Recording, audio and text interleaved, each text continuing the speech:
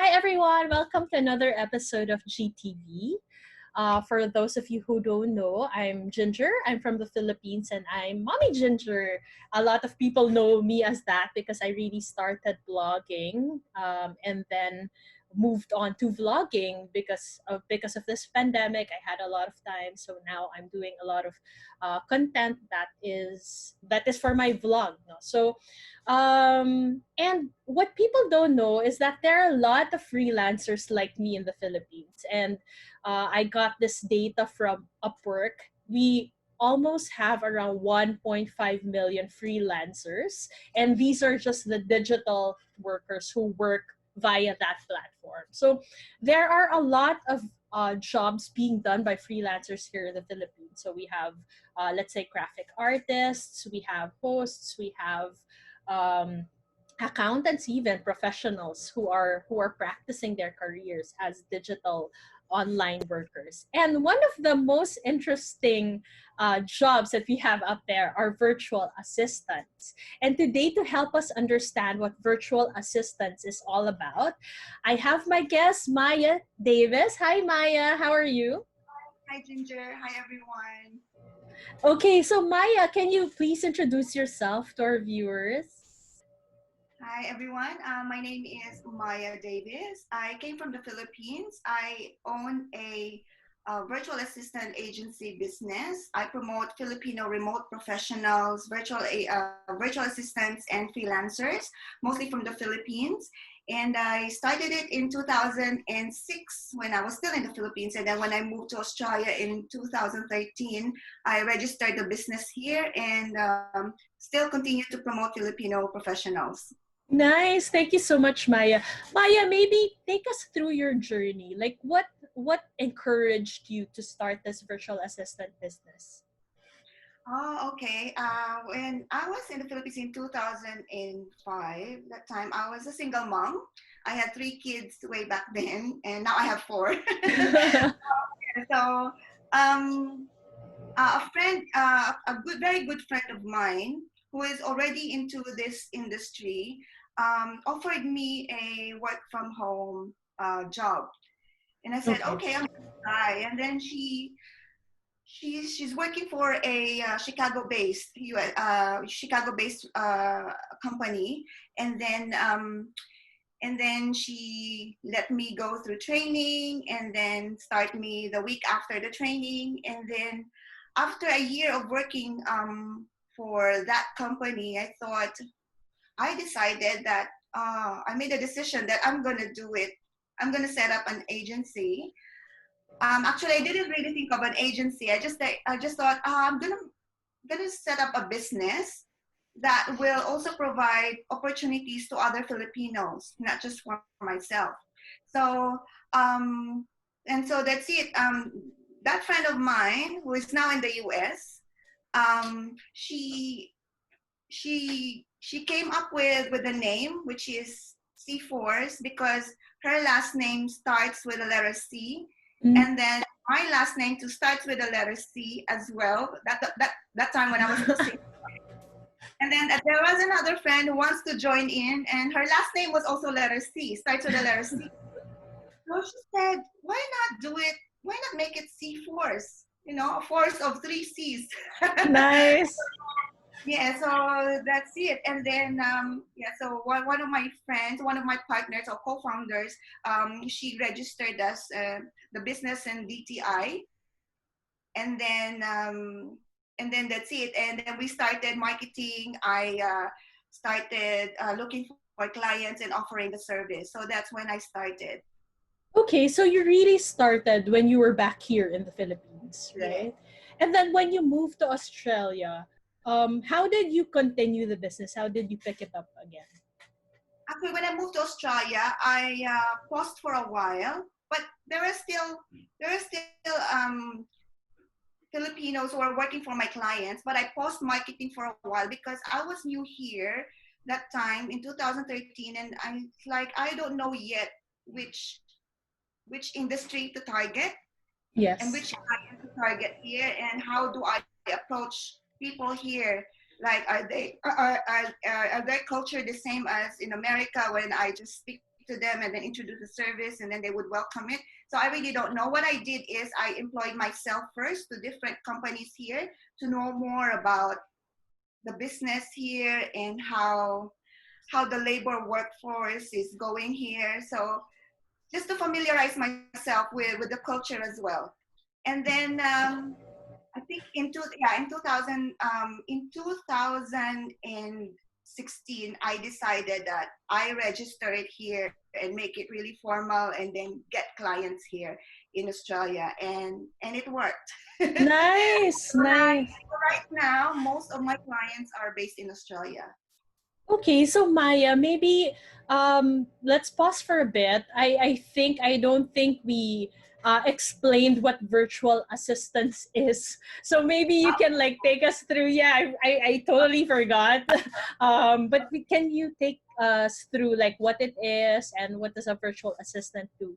All right, okay. So with virtual assistant, it's there are three types. Well, being a virtual assistant, when you want to do this, virtual assistant may mean that you are a remote staff member of a client overseas. And number two, you can be a freelancer wherein you can cater to different clients providing the same services. Let's say you are a graphic designer and you are a graphic designer for one industry, like say Coca-Cola, you are a graphic designer for Pepsi. So it's okay that you work for multiple clients. So that's what a freelancer is. And then there's another one wherein you are um, a virtual assistant um, for one business owner, and you are working like a secretary or a personal assistant. It's just that you are virtual, you are working on the other side of the world.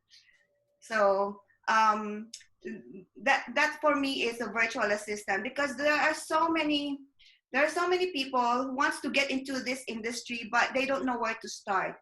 So they have to know what they exactly wanted to do for a client before they start this business.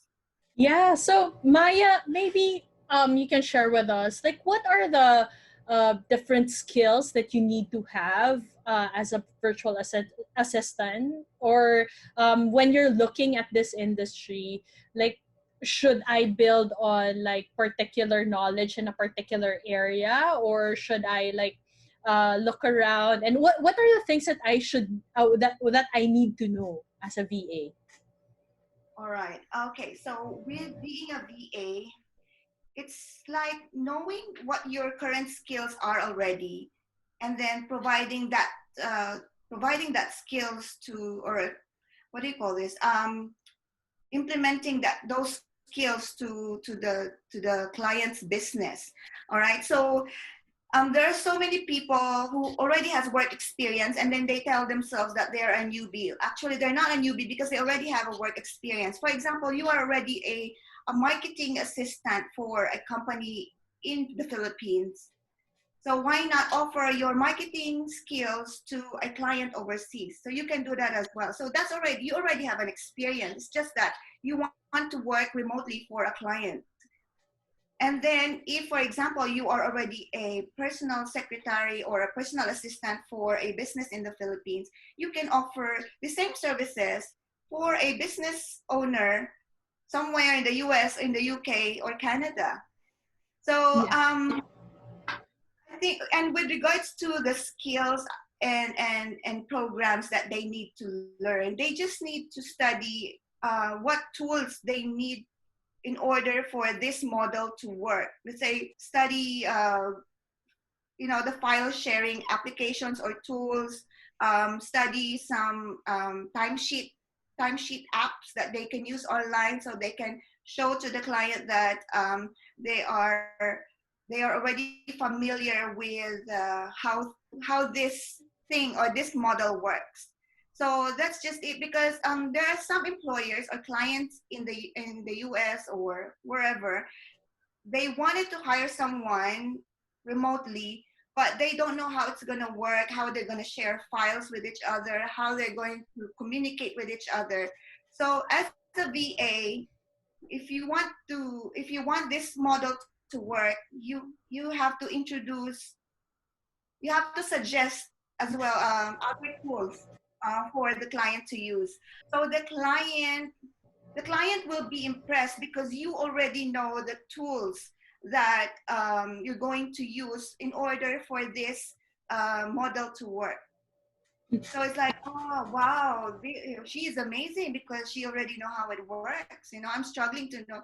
There are lots of business owners overseas that are really struggling with their businesses and they need assistance, and it's your job to make their lives easier. Yeah. And you can do it by introducing some tools that you can use in order for you and him or her to work together and make this effective. Yeah, I love what you said, Maya, no? Because I personally, like, some point in time, really wanted to hire a VA as well for my own business because I had a lot of things on my plate.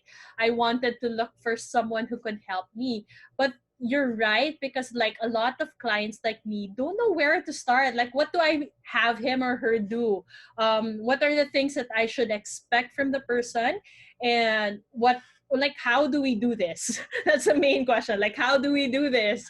So yeah, being an amazing VA, I think, from your perspective, what you're telling me and from what you're trying to say, is that it should be someone who looks at him or herself as a partner of the client, right? Like, with anything that you do, like, here, this is what you can use, or these are my suggestions, or these are the solutions to the different needs that you may have. So that's so amazing. And maybe just to ask you, because I know, like, you're an expert in this. I have like a little, very little experience on, like, how Still exploring. yeah, on how VA works, or virtual assistant works. But yeah, so going back to what I was saying now, can you maybe share with us why a lot of, like, Filipinos are being hired for this kind of jobs, or even freelancers all around the world? I have been seeing a lot of people who are VAs, and why is this such a lucrative thing at this point in time when we're all in lockdown, or, well, most of us are in lockdown and we're staying at home? Okay, so to answer your question about why Filipinos, Yeah. why clients are looking for Filipinos, I guess one thing, it's a very popular um, news already that about Filipinos are really hardworking. They are loyal. They Yeah. speak English, and in the virtual world, no, it's not that important that you speak fluent English. As long as you can communicate to the client and you can tell your thoughts about how you're working and what your needs are with regards to working on your tasks, you can get into this job. And then, of course, show that you are hardworking and show that you are really willing to help him grow his business. So yeah, so that's why right now it's very lucrative because we're on lockdown, and then a lot of people before were really hesitant to hire a VA or a remote assistant. It's because of the privacy issue as well. And what else? The data protection. They're so hesitant to share a lot of um, um, information about their business.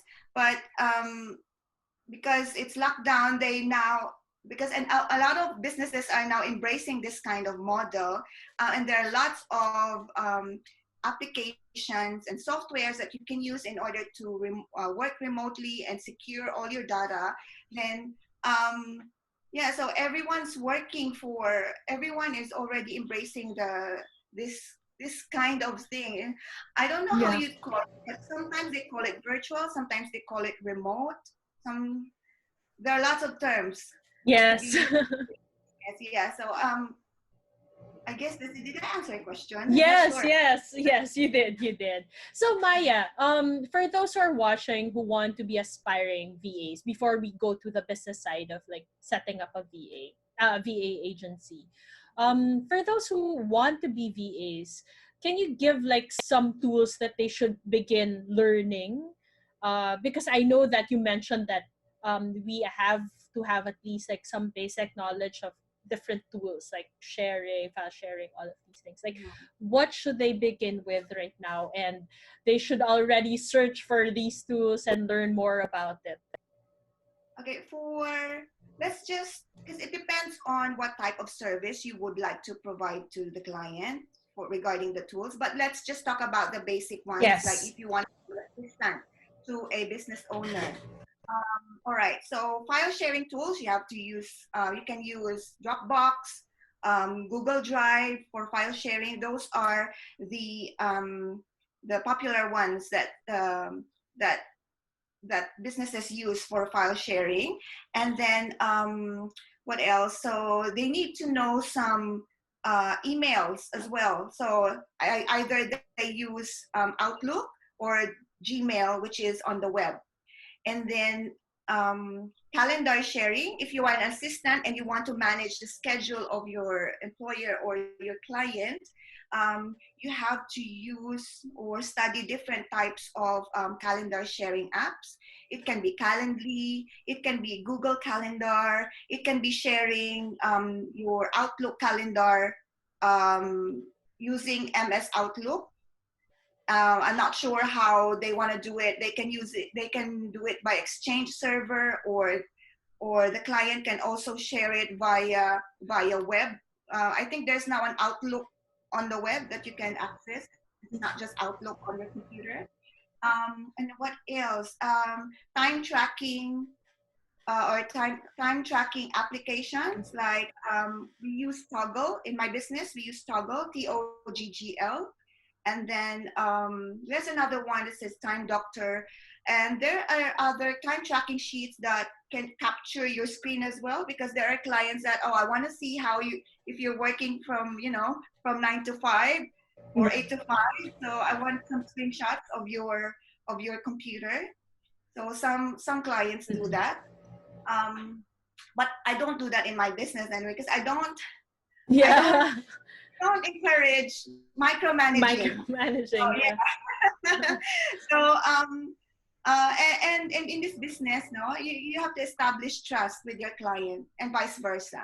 So and I want everyone to be comfortable with that, and it's very important. Trust is very important in this type of model. What else? Yeah, I guess that's Yeah. it. And then if you are into graphics design, then you have to, as a personal assistant, sometimes you make graphic designs for Right. your client, and you have to know some tools like Canva, or Adobe. So those type of applications. I don't know. Yeah, I don't know. I think that's it. And Yeah, then great, great. there are lots of tools online that you can research Yeah. on, and then implement that in your business. Nice.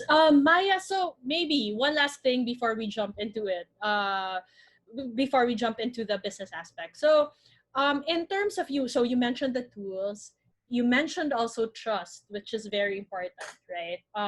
So if I were a client looking for a VA, what would you advise VAs to have, or what can make them stand out as a VA? Because there are I, a lot of applicants, right? Like if I were a client and I would like look for VAs who can help me, what can they mention, what can they show that can make them stand out? how can they stand out as a VA or a candidate when they are on during the interview? So they have to know the business very well, and they have to research about the company, what they're doing, and also about the interviewer as well. So they have to know which area of the business they can help. They can help, or uh, take they can help take off the load from the business owner, because for example, you are busy with scheduling, you handle a lot of businesses. So if you would like to help that client, then tell them that, oh, I can help set appointments for you. I can manage your calendar. So you already know the type of business that he is currently in. You can also tell them that, oh, I can do follow-ups for you, and I can, if the client is selling something, I can do bookkeeping for you. You Yeah. know, I can research for other products that you can sell in order to grow your business. So it's very important that you know the industry well. And that's Nice. why when you are going to be in this business, you need to have a target market and not just get any type of business as a client, because that's when you will stand out. Yeah. You got to have an area of specialization as well. Yeah, So that's it's good that you mentioned that, because I was wondering when you mentioned like you did some research about the industry, and I admire you for that. But I was wondering, like, for VA, since you can actually just target like all kinds of businesses, why did you have to say that you zoomed into like an industry, a particular industry? And now I get it. Now I get it, because during interviews, you really need to know about the industry, about the company that you're talking to, and you want to sell your services to. And also in terms of like the processes maybe involved in that particular industry or that particular businesses, at least you'll have an idea how it's done. So very good tips and very good advice, Maya. And I think a lot of the aspiring VAs learned a lot from this particular from the tips that you shared, from knowing the person who will interview you, knowing the clients, and from also like knowing the industry. Okay, so let's go to like how you started the business. You mentioned that you started offering VA services that time as an individual, and then you went on with your friends to form CForce, which was a more business kind of a thing, no? Which is a virtual assistant agency. And I think a lot, based on observation, a lot of the freelancers who want to jump into being an entrepreneur go this route, right? So they offer their services first, and then once they have that bulk of customers wanting their service, they look for people to help them. That's why they give jobs to others and then form agencies. So um maybe take us through like how you started and why did you decide to create this agency and not just like stop with offering your services. how I started, when I started, I just really made a decision, because in every business, you have to make a decision that, okay, I'll do it, and then because I believe it's gonna work. So that's when I started it. And then my mission before is to help, because I was a single mom. My mission there before is to help my fellow single moms to have jobs at home, so they can, make money while looking after their little ones, or while their kids are at school. So yeah, so that was my mission before. That's when I started, and but now, I also hire, what do you call this? I also hire dads. Yes. So Yeah, take us I'm not limited to single moms now. Yes. Yeah, so Maya, take us through the steps. Like not having a background in business, and I'm sure like a lot of freelancers are this way. Weren't you scared? Like, what were the challenges that you faced during the time that you started? When I started, I know it's like I don't know. Oh, how am I going to structure this? Like, do I really need an office, or can I just do it at home? And then, because maybe because I'm just lucky, because my brother is a lawyer, so I sought advice from him. So and then he said that you can do it at home, as long as you just register your home address where you're going to perform or conduct the business. So, and I said, okay, that's pretty easy. Yeah, and then that's it. I started marketing my service. I did some research on what clients to target, and then I gathered their email addresses, their contact numbers.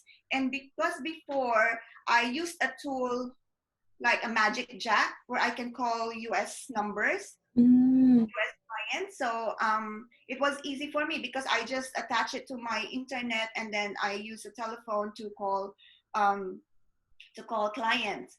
Before I wasn't into emails. I really do cold calling. So I call nice. every client that I want to target.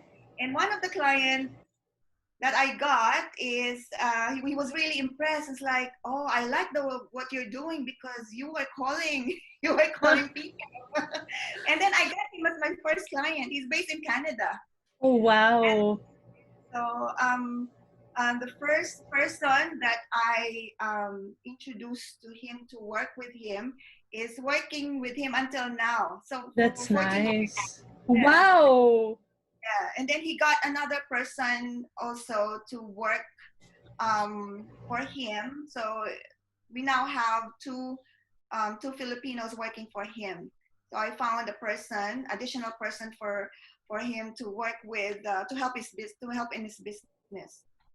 That's amazing, Maya. I just want to know the experience, the difference in terms of like your experience here in the Philippines, like getting clients here versus getting clients in Australia. Because obviously there are people who want to build VA agencies from wherever they are. So is it better to be there because you get to talk to clients, you get to see them, you get to build the trust person to person. Although not now, no, but before the pandemic started, or it isn't really that way in this kind of industry. Like doing the cold calls that you mentioned works as well. So is there a difference or nothing really different? There's no difference at all because when I was still in the Philippines, I have lots of competitors, especially those big BPO companies. Yeah, you're Uh, that right. that time, 2006, that was the time that BPO or call centers were emerging. And I'm like, oh my gosh, like how do I get Yeah. into the market? But I still did it because I already decided that I'm gonna do it because I believe it works. So so yeah, it's just a matter of like, for example, you right because right now you can send an email to a client and then set up a call with them. And before, Skype wasn't that popular yet, Yeah. or I think Even that Zoom. time was Yahoo Messenger. Yahoo Yeah, Messenger. yeah. So very ano talaga yung my way of getting clients before is really something that's what do you call this? Jurassic. Yeah. Yeah, I Very called, Jurassic. That's true. yeah. So I called calls, and then that time there was already email. So we started communicating via email after the call, and then that's it. I send agreements, and that's why I mentioned that I was lucky because I have a brother who was a lawyer. He Mm-mm. helped he helped me draft an agreement for the clients, of course, for our protection as well. Yeah. Yeah. So That's so yeah, that's great. Yeah, that's great that there's not much of a difference, no, especially now because I'm sure like right now we're going back to that stage where we talk to people via computers, diba? Via these calls online. So we don't have to go and meet the person face to face. So Maya, maybe let's talk about the challenges. I mean, you're a single mom, you're a female, you're even not an Australian and you're there, right? And you mentioned that most of your clients are from Australia. So, I'm not Australian. I just got my citizenship. wow, congratulations. Congratulations. And I'm assuming like there were a lot of hardships, pains, and challenges along the way. Maybe you can share with us some of those experiences. Okay, the challenges, of course, I mentioned earlier that yeah, there's fear because you know that there are a lot of big providers out there. But like I said, because I believe that it's gonna work for me, though I was really working. I really worked hard to get some clients.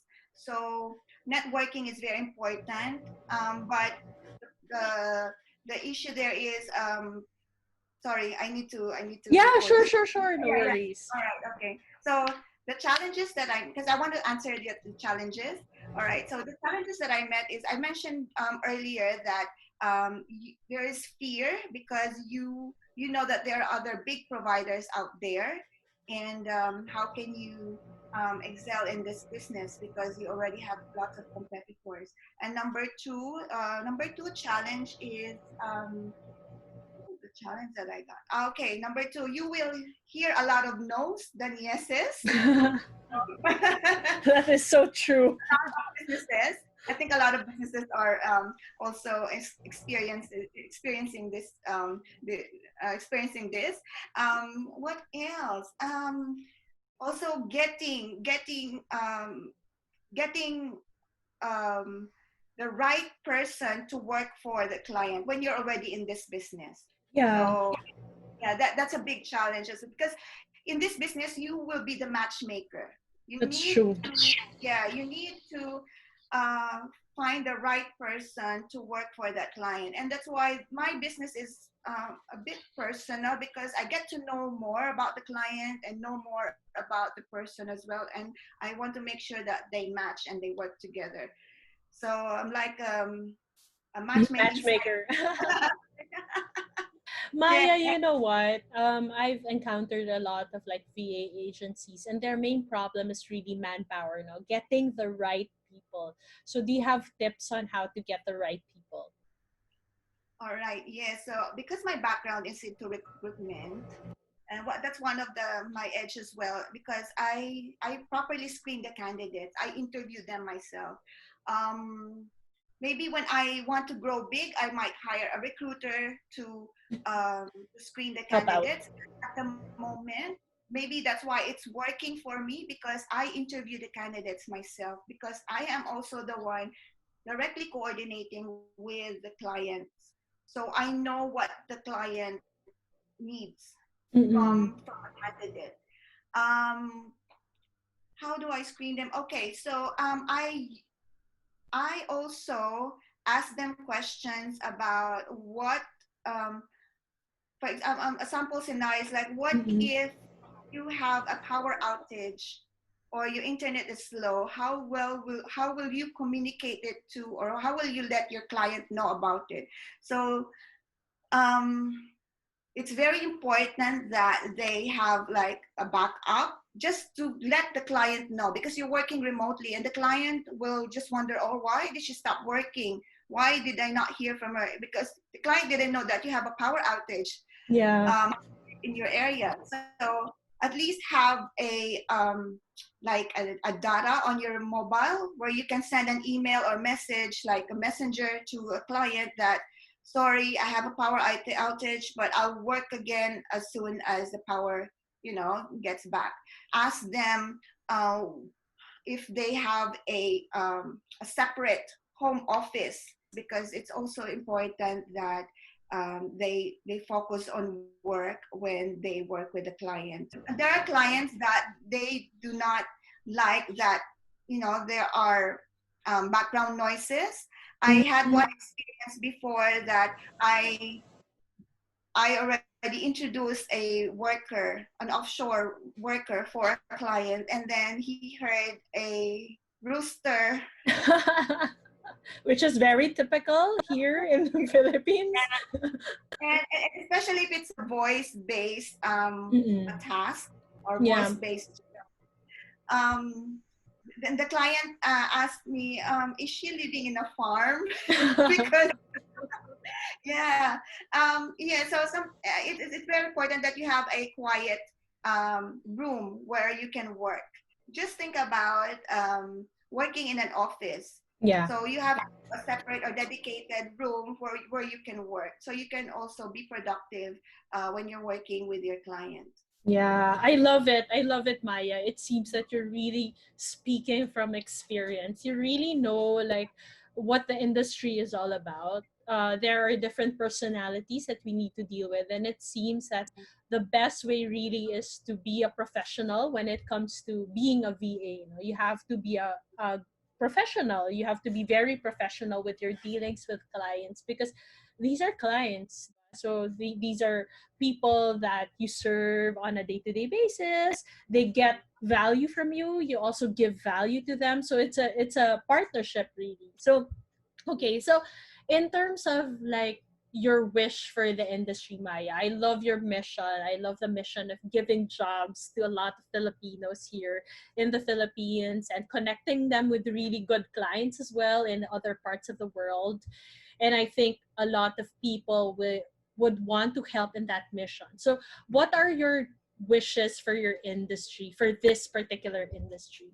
I wish for aspiring virtual assistants to have more access to trainings and also be able to build confidence that do not be afraid to reach out to clients and offer your services and solutions for them. They need you as much as you need them. So True. I love it. the time go. And then yeah, so that's why one of my programs, Ginger, I'm not sure if you've heard about this. I provide free trainings to aspiring virtual assistants. Oh, wow. I, yeah, so I might not be able to provide them all of the jobs, but um, it will give them ideas on where and how to start, and Mm-mm. also build confidence to reach out to clients. One of the one of the one of their fears is to reach out to the client and receive rejections. Mm-mm. That's true. And what I wanted them to understand that um, it's okay to get rejected. The very first important thing there to remove that fear is to start reaching out, because you wouldn't know who your clients will be if you don't reach out to them. And just reach out to as many clients as you can. Yeah. Out of 100, there will be 2 or 3 people who will be interested and will listen to you and then accept your services. That's great. I So, I believe in the funneling system. So, for yeah. example, last month, I sent 1,000 emails. Yeah. So, I sent emails to 1,000 potential clients, and I got 7 clients in July. Wow. So it was scary because, oh my God, I don't know what the response will be, Yes. and until now I get scared whenever I send a proposal to clients. But Yeah. once that email was sent, I was like, oh, I did it. That's so cute. That's so great. So, yeah, I that's was, and I got really overwhelmed because of I got 7 clients. I've got seven. Yeah, I've got 10 interests, and then I was able to close 7 deals and was able to provide nice. 7 opportunities to Filipinos, especially to Filipinos. Amazing, Maya. Amazing. So, yeah, I think education is a big thing when you really want to get into any kind of business, and for this industry, for VAs. I think you really need to educate yourself, or even when you want to start a VA agency, this is also something that you need to know. So, Maya, maybe tell us more about, to close this. Like, tell us more about that course, or is it a training online, and how do they go about it, like enrolling? So with my training, I have live trainings. Anyone can register if they want to join the live training. But then if for example, they can't make it, then I also have a recording. I upload it to my YouTube channel, the free trainings. But then if so I provide lead generation. That is a non-voice job. So Okay. that's one of the tasks or services that you can provide to the clients if you are a beginner, if you're new to the industry. It's a very what it was. It's a very in demand uh, task Skill, no? Yeah. right now, to provide to the client. And then what else? Appointment setting. That's also a mix of a voice based and non voice. Some people think that appointment setting is all purely voice, Mm-mm. but yeah, you can do it as non-voice as well, because appointment setting can be done through email, it can be done through chats, it can be done through SMS. So in my training, in my, like, I think my third training, I covered appointment setting, and it's not all voice. Yeah, so lead generation and appointment setting at the moment. I will be covering other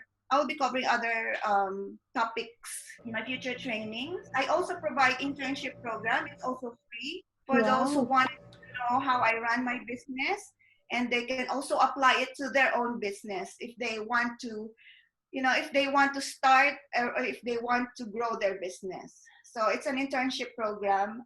It runs for a week, and then it's amazing that the results are really very good, because if I am not able to get them jobs, what happens is that they get the confidence of looking Yes. for clients. Yeah, and started to have jobs already. So my first training was done, I think, last month, and then three of them already got jobs. Wow. So fast. That's fast. Yeah, they got the confidence already, because they're working, like, in the internship program. It's like they're working already, getting clients, researching for clients, for their own business, for their own That's nice. yeah.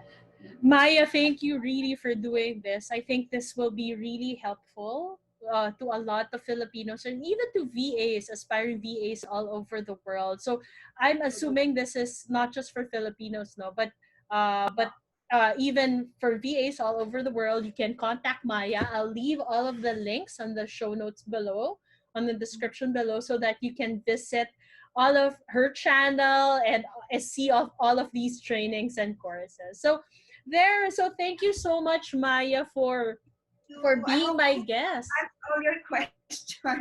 Yes, you were able to show us like a very good perspective or an idea of what this industry is all about, and for people who want to get into this industry or want to become VAs, I think they have a pretty good idea already on where to start. So if you like this episode, please like, share, subscribe, and click on that notification bell for other videos like this. So thank you again for watching, everyone. Bye. Thank you, Maya. Thank you.